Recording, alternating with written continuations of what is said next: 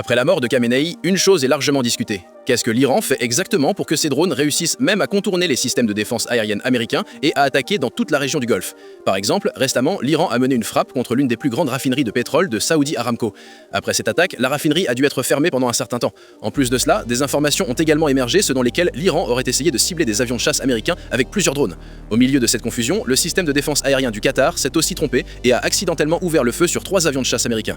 Maintenant, la chose importante à comprendre ici est ce que l'Iran fait réellement. En réalité, l'Iran envoie des essaims de petits drones, ce que l'on appelle la stratégie de l'essaim de drone. Ces drones volent très près du sol, c'est-à-dire à basse altitude. Leur corps est fabriqué en fibre de carbone, ce qui fait que leur signal apparaît très faible sur les radars. À cause de cela, les systèmes de défense aérienne ne parviennent pas souvent à les détecter correctement.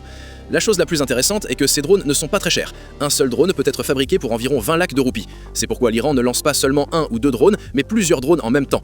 Quand autant de drones arrivent ensemble, le système de défense aérien lui-même se retrouve confus et ne sait pas lequel intercepter en premier. Dans cette confusion, certains drones parviennent quand même à atteindre leur cible. En réalité, l'Iran sait aussi qu'il n'est pas facile de vaincre les États-Unis dans une guerre traditionnelle directe. C'est pourquoi il travaille sur une stratégie de guerre différente, appelée la guerre asymétrique. Dans cette stratégie, au lieu de dépendre d'avions de chasse coûteux ou d'une grande armée, on utilise des drones bon marché, des missiles et différentes tactiques afin de maintenir l'ennemi sous pression de tous les côtés. C'est pour cette raison qu'à l'heure actuelle, non seulement les États-Unis, mais toute la région du Golfe semble être plongée dans une atmosphère de tension.